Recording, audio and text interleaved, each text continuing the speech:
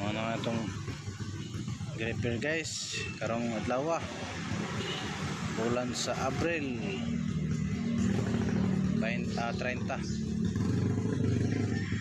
2026 mga itong repair guys.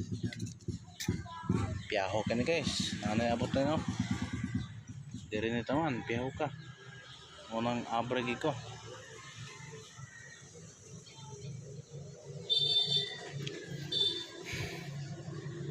Kiyom siya ng pagkuhan ako, pagsira.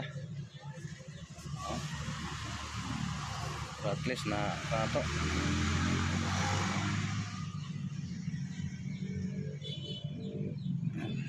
Maapig-agi guys, blakan. Ako nagabunuhan guys kay inaction og baba. Nabala ko kapas usaon mo na akong abunuhan para kuan ya kan siya kuan din baba. Ngayon na siya dire guys oh. Lumping natong gijakan.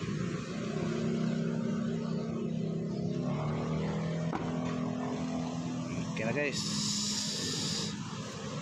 Masilyan na mo dapat ano guys. Pagkuan. Sa pagporma. At least nasira na to.